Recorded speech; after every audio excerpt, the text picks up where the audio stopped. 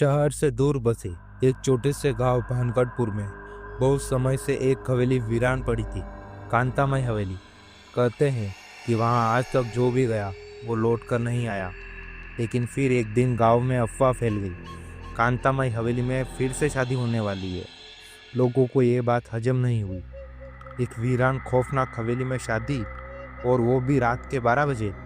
विवाह का कार्ड सबको भेजा गया था, जिसमें लिखा था, आप सभी सादर आमंत्रित थे मिस वसुंधरा की शादी में। स्थान कांतामय हवेली, समय रात 12 बजे, तिथि पूर्णिमा की रात, ड्रेस कोड काले कपड़े।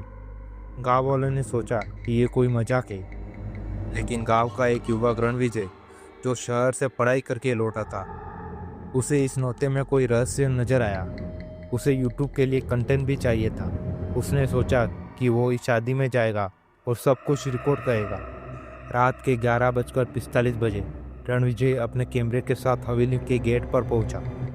लोहे का भारी गेट खुद ब खुद चरचर की आवाज करता हुआ खुल गया। हवेली अंदर से वैसी ही थी जैसे किसी डरावनी कहानियों में होती है। जाले, टूटी खिड़कियां, पुरानी तस्वीरें, वो एक अजीब सी गंध। अचानक एक औरत काले कपड़े में उसके सामने खड़ी हुई।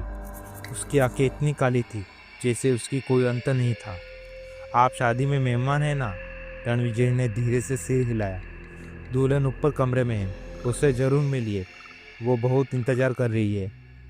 रणविजय सीढ़ियों से ऊपर पहुंचा। एक कमरा आधा खुला था। अंदर एक दुल्हन बैठी थी, सफ़ेद चेहरा, लाल जोड़ा और आंखें जैसे किसी मृत आत्मा की।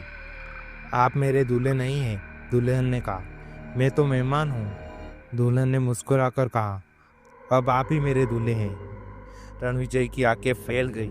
तभी कमरे का दरवाजा खुद ब खुद बंद हो गया और पीछे से कुछ आवाज आई। शादी शुरू हो गई। हवेली के हॉल में रणविजय को खींच कर लाया गया। वहाँ एक शादी की सजावट थी, मगर फूल मुरझाए हुए थे।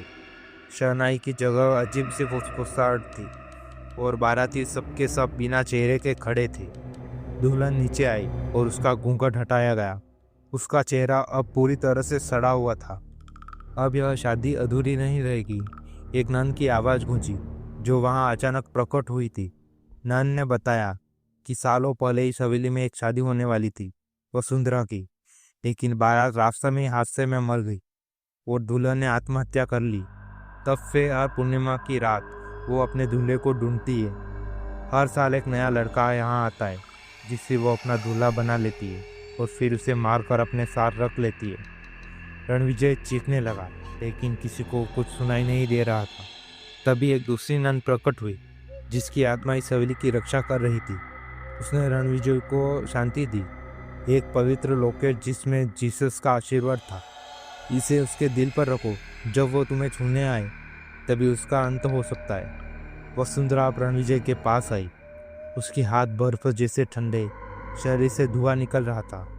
लेकिन जैसे ही उसने रणविजय का दिल छूना चाहा, रणविजय ने लॉकेट उसके छाती पर रख दिया। वसुंधरा जोर से चीखी, उसका शरीर जलने लगा, आंखों से खून बहने लगा और वो जमीन पर गिर गई। शादी अधूरी रह गई और वो राख बनकर बिखर गई।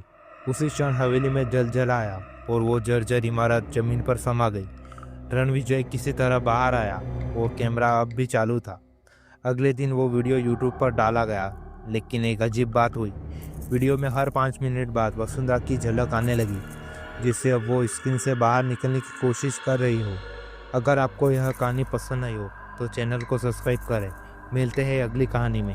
अगली बार शायद कहानी आप पर भी आधारित हो।